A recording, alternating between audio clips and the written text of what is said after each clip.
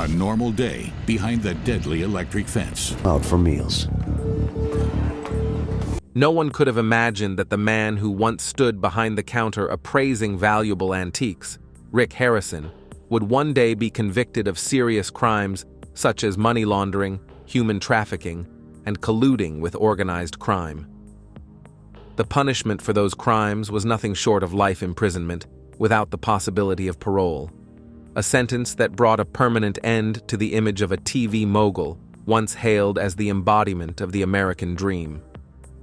But if you think everything ended the moment the verdict was handed down, then you're gravely mistaken, because Rick Harrison wasn't sent to an ordinary correctional facility. This wasn't a standard federal prison. There was no rehabilitation program, no labor assignments to help him start over. Absolutely not. Instead, he was thrown directly into what's often referred to as the living hell of the U.S. Prison system, ADX Florence, the highest security penitentiary in the country, where the most dangerous individuals in America are held. This is the same place that has housed terrorists, serial killers, and cold-blooded drug lords. Each cell here resembles a solitary coffin, and Rick Harrison, a man who once lived in luxury, was suddenly cast into a brutal world, surrounded by predators. So what really happened to Rick Harrison inside this place, often described as a burial ground for the mind? Why did he become a walking target for some of the most notorious criminals in the United States? And just how terrifying is life behind those steel doors? All of that will be revealed in today's video. 1. The nightmare begins. After more than 8 months of investigation and a series of tense court proceedings, the verdict was finally delivered. Rick Harrison, the former star of a popular reality television series, was sentenced to life imprisonment without the possibility of parole. The charges against him included large-scale money laundering, facilitating cross-border human trafficking, and involvement in an organized criminal network. The public was stunned by the judgment. However, for Rick, what shocked him even more than the length of his sentence was the facility to which he would be sent, ADX Florence in Colorado, nicknamed the Alcatraz of the Rockies, a maximum security prison infamous not only in the United States, but around the world. Situated in a remote, frigid desert far from any residential areas, ADX Florence is the facility the U.S. government uses to incarcerate inmates deemed so dangerous that they cannot be controlled, even within the prison system. This is the same place that has housed Ted Kaczynski, the Unabomber, Ramzi Youssef, the perpetrator of the 1993 World Trade Center bombing, El Chapo, the notorious Mexican drug lord, and Richard Reed, the shoe bomber. Within its thick concrete walls, human interaction is virtually non-existent. Inmates are confined in solitary cells for 23 hours a day, meals are passed through a small slot in the door, and exercise time is limited to a single hour in a small caged area on the roof, where they can breathe fresh air under strict supervision. Rick was fully aware that he was different from those individuals. He was a businessman who had stumbled, not a cold-blooded killer or a notorious terrorist. But the system makes no distinctions. Once you are classified as a special risk, you are incarcerated alongside true monsters, regardless of your previous life in tailored suits, television appearances, or luxurious living. The day Rick was transferred to ADX Florence unfolded like a scene from a movie, except there was no happy ending. He was shackled hand and foot, hooded during transport, and escorted by an armed special operations team. When the heavy steel door slammed shut behind him, Rick understood. From that moment on, he was no longer Rick Harrison. He had become an identification number, a solitary entity completely cut off from society. His first day in prison was a profound psychological shock. Rick, who had once lived in a Las Vegas mansion, driven sports cars, and dined in upscale restaurants, now found himself in a 2.1 by 3.6 meter cell with a low ceiling, no windows, and an eerie silence. The bed was merely a concrete slab with a thin mattress. The stainless steel toilet was fused with the sink, and the fluorescent light remained on 24/7, even when he tried to sleep. The damp smell mixed with industrial disinfectant assaulted his senses, making him feel as though he were trapped inside a giant, suffocating pressure cooker. No one came to speak with him.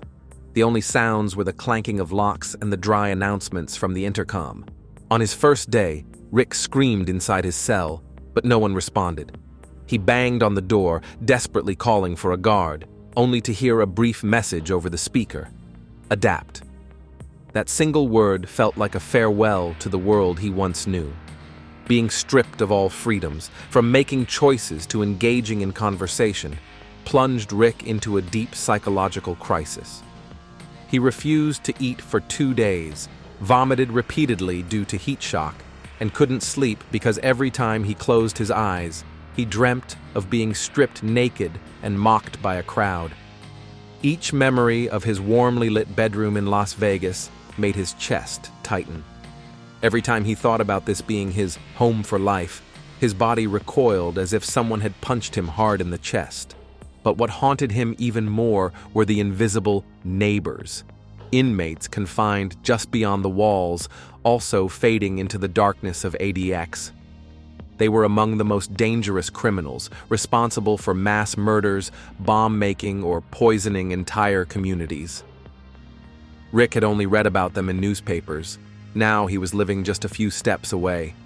Any sound, the eerie laughter, the thud of something hitting the wall, or the murmured songs in the night, sent chills down his spine. Because he couldn't know whether someone might find a way to communicate with him through the ventilation system the next day. In those initial days, Rick gradually came to understand an unspoken rule that everyone there implicitly knew. If you have nothing to offer, no power, no connections, nothing of value, then all you have left is fear. And that fear makes you the perfect prey. That was the moment Rick realized the horror in this prison doesn't begin with blood. It starts with the cold, calculating stares waiting for you to make your first mistake. 2. The hunted. Rick in the crosshairs of other predators. In prison, rules are not what hold the most power. What truly governs every action here isn't found in the inmate handbook, but in the unspoken codes. The strong prey on the weak, and whoever is disliked becomes the first target. For Rick Harrison, his former fame was once an advantage. But in the harsh prison environment, where violence and power struggles simmer beneath the surface every hour, that same fame turned into a deadly trap. It drew attention to him immediately, not as a familiar face, but as an easy target, a prize everyone wanted a piece of. To those who've been in and out of prison like it's routine, Rick was a strange case. He wasn't from the world of street crime, had no ties to gangs or drug networks. Coming from the realm of television, where everything is lit perfectly, lines are delivered smoothly, and appearances are polished, Rick was both an outsider and an irresistible target. In prison, 3 types of people always draw attention: those with money, those with information, and those who are easy to manipulate. Rick had all 3. Seasoned inmates understood this clearly.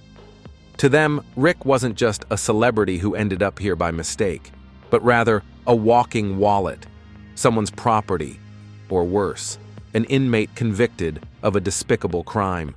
The charges related to human trafficking placed him in extreme danger behind bars. According to a 2022 report by the U.S.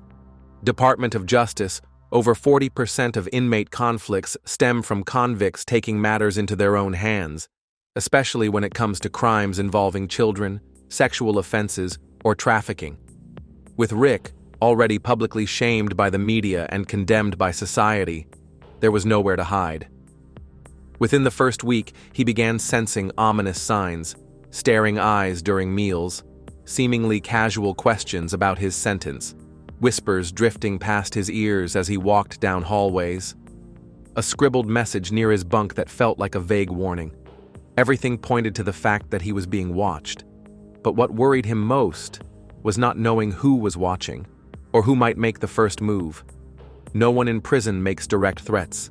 Every warning is veiled, cryptic, leaving the vulnerable unsure how to avoid trouble. A sudden cut in the shower, a coincidental fall on the steel staircase, or a food tray mysteriously swapped out. Rick began living in a state of hyper-alertness, always facing the wall when eating, refusing to let himself sleep deeply, hiding his razor blade inside a bar of soap to avoid losing it. But he knew full well these were just instinctive acts of self-preservation because his current position in the prison food chain was at the very bottom. The mechanics of violence in prison go far beyond fists and murder. It's sophisticated, organized, and calculated. Every facility has its own factions, divided by race, region, or mafia-like organizations. Rick belonged to none.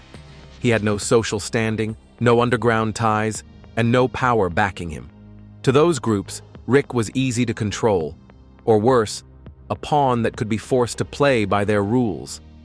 A man who once had millions, access to lawyers, media contacts, and journalists, if manipulated the right way, could become an incredibly useful tool. And when Rick refused to play along, declining to align with any group, refusing to pay protection fees, unwilling to join any organization, he was immediately labeled difficult to manage. One of the prison groups sent someone to talk. They didn't issue direct threats, but made the consequences of defiance very clear. A new inmate beaten brutally just for acting indifferent, another losing all his belongings for refusing to share packages from the outside. Rick got the message loud and clear: either be a tool or become an example for others. Then the mind games began. Strangers started acting friendly, striking up conversations, pretending to help him adjust. An invitation to sit and eat together, something that rarely happens without a motive. A neatly folded note slipped under his pillow: "We know who you are, and you owe us." Every move was a clear sign of psychological manipulation. This is a common prison tactic. No violence needed, just enough stress to cause sleeplessness, paranoia, and loss of trust. Once the victim breaks down, they become much easier to control. Rick, the man who once ran a multi-million-dollar business empire, was no amateur. But in an environment where strength or weakness defines you entirely, he knew he was at a disadvantage from the start. The people he now faced weren't TV viewers. They were individuals hardened by a jungle-like existence, where survival instincts replace all moral codes. Survival wasn't based on how well you could talk, but on how long you could endure before being crushed. Then one night, Rick was attacked in the restroom. Not severely enough to require emergency care, but enough to make him realize the real game had begun. No one was accused, no one confessed, and no concrete evidence was left behind. Just a bruised face, a few scrapes, and a message that couldn't be clearer: "We're testing you." And Rick knew this was only the beginning. 3. The mental prison, the fear without a name. In prison, what breaks a person isn't the beatings or physical wounds. It's the prolonged silence between threats. That silence cuts like a blade, and the mind becomes a brutal battlefield. For Rick Harrison, life behind bars wasn't just a fight to keep his body alive. It was a daily imprisonment by his own thoughts. There, sleepless nights weren't triggered by loud noises, but by the whispering echoes inside his head. Could today be my last day? The fear in this place had no clear shape.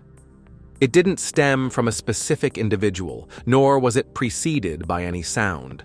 It crept in through glances, through the heavy silence during meals, through the inexplicable rearrangement of personal belongings, through the moment someone's footsteps halted just outside the cell in the dead of night.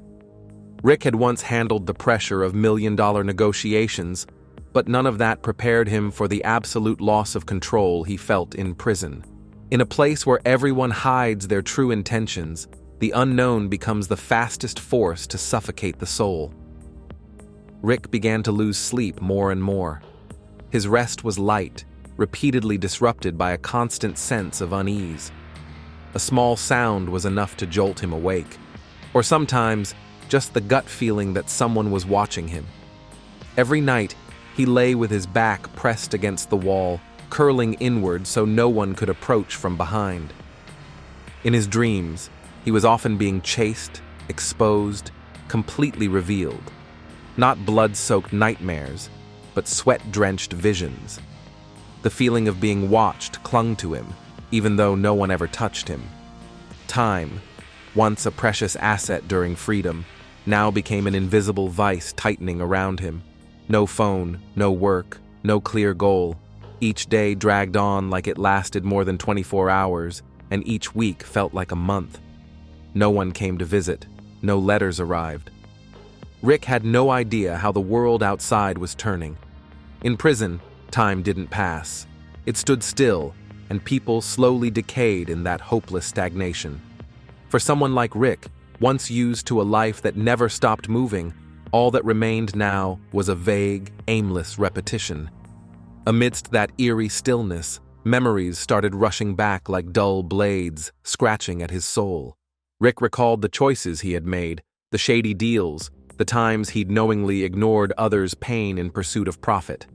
Images he had once pushed aside to continue building his legacy returned as mental indictments, playing on loop in his head.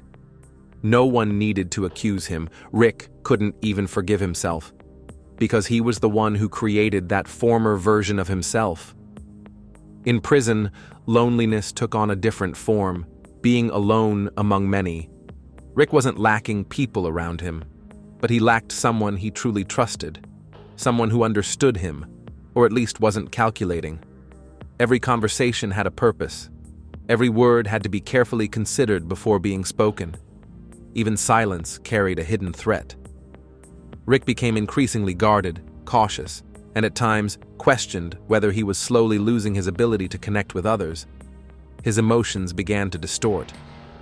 Some mornings, Rick woke up feeling hollow, no anxiety, no hope, nothing left to regret. That state, seemingly a defense mechanism, was actually a sign that his mind was becoming numb. And that was the most terrifying part. When fear no longer had a name, a face, or the power to make your heart race, that meant the mind had entered the early stages of deep psychological collapse. According to research from the U.S., National Institute of Mental Health, NIMH, up to 64% of inmates develop at least one anxiety disorder within 6 months of incarceration. For those under intense social pressure and tormented by guilt like Rick, that number is likely even higher. Common symptoms include insomnia, paranoia, panic attacks, eventually leading to severe depression. Rick began experiencing sudden panic attacks. A single strange noise could make him grip the edge of his bed tightly, break into a cold sweat, and fixate his eyes on the cell door. He began doubting everyone, even those who once seemed friendly. Is he just waiting for the right moment? Did I say something I shouldn't have? Those questions repeated in his mind, slowly eating away at his ability to think clearly. One time, Rick sat blankly on the edge of his bed for hours, unable to recall why he was even there. It wasn't that he forgot his crime. It was that his mind had started to detach from reality. It's a psychological phenomenon known as dissociation, which often occurs when pain exceeds the threshold of what a person can mentally endure. It was at that moment that Rick realized he had fallen into a state no amount of money or fame could pull him out of. The most horrifying part of prison isn't the whips or physical punishment. It's the slow erosion of the self. Rick no longer knew who he was. He was no longer a businessman, no longer a father, no longer a television figure. Everything that once defined him had been stripped away. Now, all that remained was a shadow, existing in doubt, fear, and isolation. Or the horrifying nightmare. When a man is pushed to the edge of fear, what usually follows is physical collapse. In Rick Harrison's case, the deterioration of his body didn't strike suddenly like an open wound. Instead, it crept in slowly, seeping through the smallest of things, eroding each organ, altering daily routines, and eventually dismantling the final anchors he clung to in order to hold on to whatever humanity he had left. He was once a busy, healthy, and active man, thanks to a packed work schedule and a relatively disciplined lifestyle. But gradually, Rick began to feel his body decline through seemingly minor signs. Breathing became labored, headaches lingered longer, his sleep grew restless, and his weight dropped uncontrollably. Prison is no place to maintain one's health. Meager, low-quality, and nutrient-deficient meals became the new normal. The food was mostly starch, with hardly any vegetables or protein, which wrecked Rick's digestive system. His stomach ached constantly for days, yet no one paid attention, nor did they offer him any kind of prescription. The air in the prison was always suffocating, stale, dark, devoid of natural light, and thick with an overwhelming stench, sweat, cheap soap, mildew, dried blood, and low-grade antibiotics. Rick had to breathe in this rot every single day. After just a few months, he developed a persistent, unrelenting cough. According to a report by the Marshall Project, which monitors the U.S. correctional system, up to 36% of inmates in federal prisons have suffered from respiratory issues due to unsanitary conditions and polluted air, and the majority of them never receive proper medical treatment. If the physical toll wasn't enough, Rick's spirit also began to descend into a cold, detached indifference toward himself. This particular deal was confirmed to be the starting point of Rick's 6-year quest for the mask. One of the key links in Rick's artifact supply chain, as identified by the FBI, was listed as Subject Number 11, a film producer based in Los Angeles who had funded 3 movies centered around secret cults and ancient rituals. His name was not disclosed, but bank records show that at least $3. Rick asked for medication, but the infirmary only gave him a few generic antibiotics, just enough to keep him from collapsing, not enough to heal. The pain no longer came and went. It became a familiar, constant companion within his body. Numbness in his limbs, joint pain, a burning stomach, all blended into a quiet yet relentless background noise inside him. Worst of all, no one cared about that pain. In prison, complaining is seen as a sign of weakness, and weakness is a target, so Rick had to learn how to endure it. He chose silence, gritted his teeth through the agony, and slowly adjusted to living in a body that was falling apart piece by piece. What made things even worse was when Rick's mind began to fracture in more obvious ways. Mild panic attacks started happening more frequently, sometimes accompanied by breathing difficulties. One time, Rick curled up in a corner for nearly 40 minutes, too terrified to move after hearing footsteps approaching his door, though it turned out the person was merely passing by. Mental health issues in prison have become a silent epidemic, largely ignored. A 2021 report by the Justice Reform Commission revealed that nearly 1/3 of federal inmates show signs of psychological disorders, yet only 12% receive access to formal treatment. Rick was not among them. He began talking to himself more and more frequently. At first, it was just whispers in his sleep. Then, those whispers turned into quiet murmurs during his walks, and eventually, full conversations, with people who didn't exist. This wasn't some act or performance. It was the inevitable result of living in a world where no one listened. In prison, if you don't talk to yourself, you go insane from having no one else to talk to. Rick started calling out his son's name in his sleep. Once, he dreamt he was bargaining over an antique, only to wake up in a puddle of sweat, his heart pounding like a war drum. He gradually became extremely sensitive to every sound around him. A faint creak from the next cell was enough to jolt him awake, heart racing uncontrollably. A distant laugh in the middle of the night made him feel like someone was talking about him. Rick began avoiding shared spaces altogether, sometimes prolonging his time in the bathroom just to avoid making eye contact with anyone else. Every human interaction left him feeling hollow and threatened. Rick's physical state, once the familiar frame recognized by millions of TV viewers, had deteriorated so drastically he was nearly unrecognizable. Over the span of 8 months, he lost nearly 15 kilograms. His muscles had withered, his skin wrinkled, and his posture slumped as though he had aged 10 years. But the outward decay was only the surface. Inside, he was gradually surrendering to a slow death. Not the kind brought on by bullets, knives, or a noose, but the kind where each cell, each moment, slowly withers away. In a letter he wrote by hand, one that was never sent, Rick wrote, "I don't think I'm human anymore. Every morning when I wake up, I ask myself whether I should bother trying to stay alive today. And then I go on living, not because I want to, but because I don't know what else to do." That was a point when the prison no longer needed to inflict physical torture. His body was already destroying itself, following orders from his own mind, and no one but him could stop it from happening. A report from the National Center for Cultural Heritage Analysis. Perhaps the most brutal thing that prison inflicts on a person is not the shackles on their wrists or the bone-chilling cold of the concrete floor.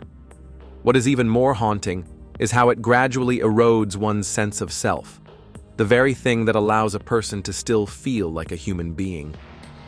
Rick Harrison entered the prison with a heavy past weighing him down. He had been a successful businessman, a public figure widely recognized, and a face synonymous with reality television. Yet, after spending some time in detention, he became a mere shadow of himself, reduced to a string of numbers in the federal inmate management system. From the very first days, no one called him Rick anymore. The guards only read his inmate number. In their eyes, he was inmate 90476-173, a cold, impersonal string of digits that replaced all the identity and social value he once had. Being stripped of his name was the most fundamental denial of his humanity. It transformed him from someone with a personal story, a distinct personality, and a past to remember into an anonymous entity, existing only to be controlled. No one asked what he was thinking. No one mentioned what he had done before. Gradually, Rick stopped mentioning himself. This pain wasn't something immediately visible. It slowly accumulated over time, like a small wound that never heals. When no one referred to Rick Harrison anymore, memories of the person he once was began to fade. The roll calls, the surprise inspections, or every interaction with prison staff, all of these made him feel like just another cog in a cold, soulless machine. And then, he suddenly realized he no longer made any effort to assert who he was. He gradually let go. His name, his status, his familiar image, all of that became a luxury, no longer fitting with the harsh reality around him. What was even worse was that this prolonged silence caused him to start doubting his own memories. Had he really been successful? Were those glorious years real, or just a vague dream in the mind of someone who had worn himself out? A person loses their identity not because they are erased from the records, but because they stop believing in the version of themselves that once existed. Rick began to get used to referring to himself by his inmate number. In his dreams, he no longer saw himself standing behind the counter negotiating prices for antiques. Instead, he saw himself wearing a gray jumpsuit, sitting alone among the cold steel benches, his eyes empty. Inside prison, no one truly listens to personal voices. Any suggestion, explanation, or objection is treated as disruptive behavior. Rick once protested when he was held in solitary confinement beyond the allowed time. He filed a complaint, met with the staff, but the outcome was just a label of disturbing the peace. After a few such incidents, he understood. Speaking out only made things worse. And so, he chose silence. At first, it was selective silence. Then, it became complete silence. He no longer spoke about himself, no longer argued. Eventually, even the voice in his mind started to fade away. Losing the ability to be heard and to be trusted is losing the ability to understand the world around you. When no one cares, no one pays attention, and no one asks if you have something to say, Rick began to question the true value of words. He used to be an influential figure thanks to his voice. His voice had been heard millions of times on television. But now, no one needed to hear it anymore. Everything he said, whether rational or weak, was ignored. Once, when he was locked up with a group of violent prisoners, he tried to explain that he wasn't involved in a dispute. The response he got was a cold, harsh remark. "You talk too much, you fake." From that moment on, he learned to stay silent. However, the I was not only lost through how others treated him, it was also eroded from within. Rick began to lie to himself in order to cope with life more easily. "I don't need anyone. I was wrong. I deserve this. I have nothing left but to endure." These self-affirmations didn't make him feel better, but they helped him maintain a state of survival. In prison, lying was not about hiding the truth. It was about existing. And after repeating these lies enough, he started to believe they were true. He no longer recognized his emotions. Sometimes, when hearing that a fellow inmate had committed suicide, Rick would merely nod quietly and turn away. It wasn't that he was indifferent, but because he didn't know how he was supposed to feel. Happiness, sadness, fear, anger, everything seemed frozen. No one cared anymore, so he didn't feel the need to express anything. The emotional numbness was not a choice. It was the result of long-term erosion in a place where emotions were seen as a weakness. Gradually, he became a different version of himself. No longer with a familiar face, no longer with that voice, and his memories of himself began to fade. He was just a shell of a person, living through each day mechanically, waking up, eating, working, then sleeping. At this point, Rick was no longer Rick Harrison of Pawn Stars. He was a vague individual, living among a crowd of people who had forgotten who they once were. And the most terrifying thing was not being forgotten by others. It was when he himself could no longer remember who he once was. 6. The price of fame. In a free society, fame was the stepping stone that allowed Rick Harrison to go further than any other antique dealer. It opened doors that money could never buy. Appearing on national television, having a fan base, being respected in the marketplace, and enjoying a social standing that many dream of. But when he entered prison, fame no longer served as a shield. It became a glaring target, drawing every eye towards him, not in admiration, but in criticism. The fame that Rick once took pride in and relied on to propel him forward now became a burden. No one in prison was unaware of his name, but this did not grant him any advantage, not a better meal, a cleaner blanket, or any leniency from his fellow inmates. In fact, it only led to more scrutiny, with every action, every glance, and every word being under the microscope. A famous person must be hiding something, one inmate once said behind his back. And indeed, in an environment where everything is distorted by prejudice, the name Rick Harrison carried with it a judgment heavier than any sentence, the collective condemnation of the crowd. Rick's past could not be buried in prison. It was the very thing that people dragged out every day to torture him with. The newspaper articles and television reports that once exposed the dark corners of his career, money laundering, human trafficking, colluding with criminal organizations, were no longer just rumors. In prison, they were an unappealable social sentence. The official charges mattered less than what the crowd believed, and the crowd in prison believed that Rick was the epitome of deceit, a fox disguised as a businessman. The sins he once tried to hide, the ones he defended in public, had now become slogans used by others to step over him, to rise above him within the prison. His fellow inmates, many of whom had never watched an episode of Pawn Stars, could still use his past as a weapon to attack him. "Hey, you billionaire," one person sneered when he saw him cleaning the bathroom. "Did you ever traffic people? Come on, how old were the kids?" Another inmate remarked during a meal, deliberately loud enough for others to hear. These words didn't need verification or evidence. They only needed to be spoken, repeated, and gradually became the truth in prison. The sad part was, no one cared whether it was true or not. Rick might be innocent of some charges, or maybe things weren't exactly as the media had portrayed. But in the closed, hate-filled space of prison, the truth held no value compared to emotions. And the emotion that ruled here was jealousy, directed at a man who once had everything, now torn apart as a form of entertainment. The death of public image did not occur in the newspapers. It happened when people used it to smear, humiliate, and feel stronger. Rick had tried to resist, to explain that many things had been misunderstood. But the response he received was only indifference. In prison, no one wanted to listen to someone who had once stood at the top talk about justice. To them, Rick represented the system that had abandoned them, a society that glorified money, tolerated lies, and punished the weak. When he was arrested, many saw it as justice that had come too late, and they didn't miss the chance to add a few more symbolic blows to him. Every day, Rick had to live in a world where his image was slowly being destroyed.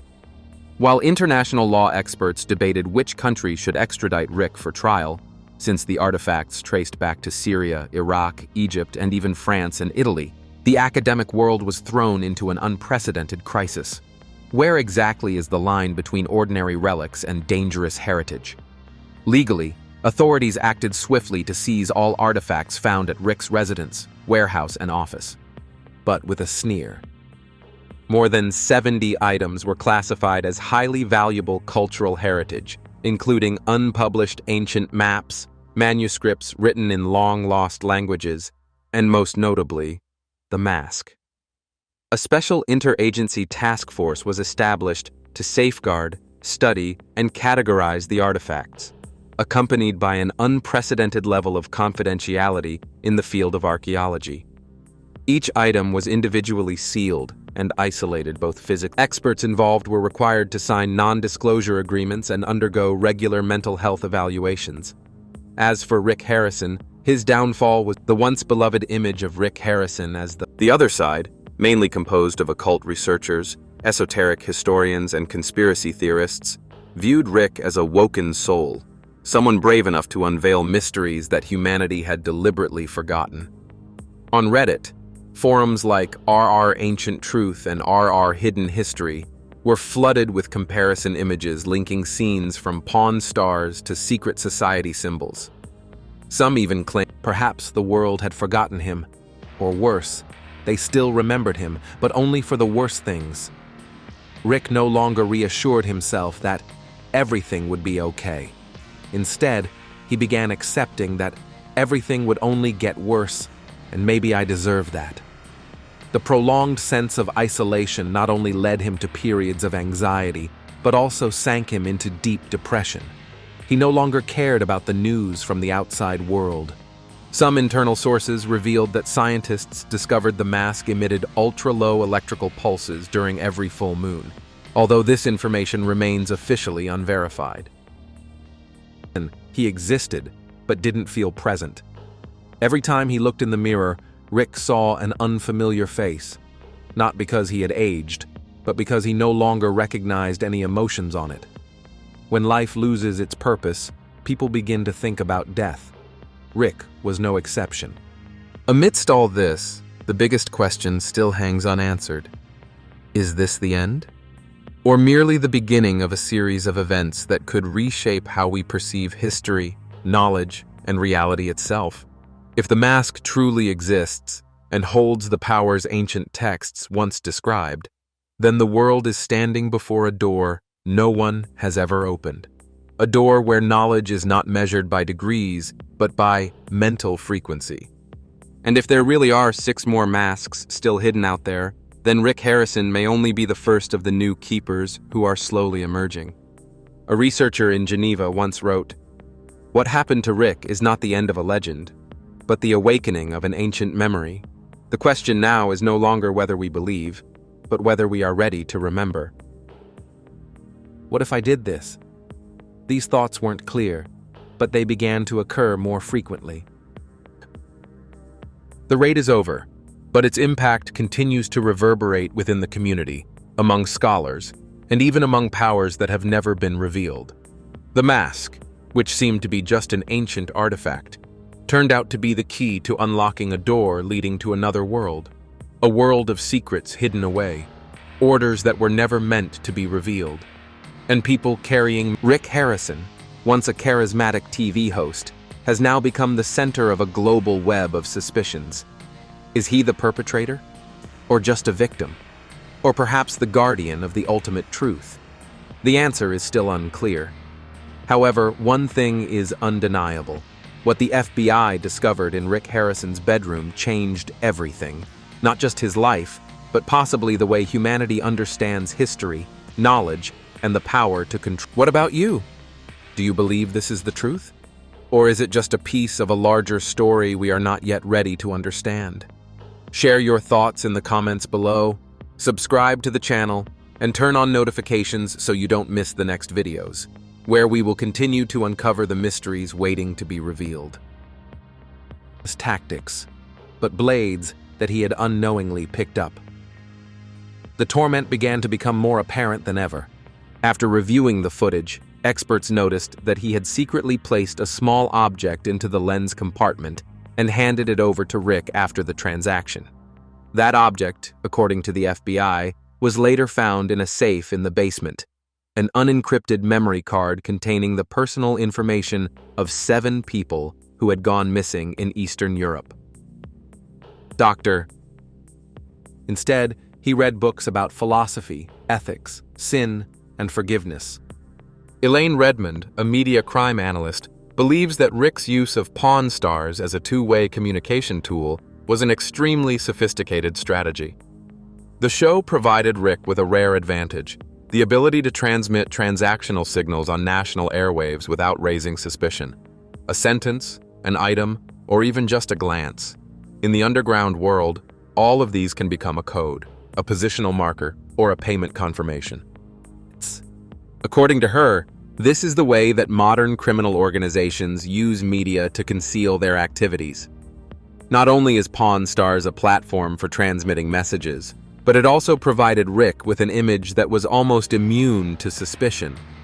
As the main face of the show, Rick appeared hundreds of times in front of the camera, always friendly, knowledgeable, and responsible. That image created a shield of trust that few could easily penetrate. Every time he was questioned about rumors, Rick would simply smile and shrug.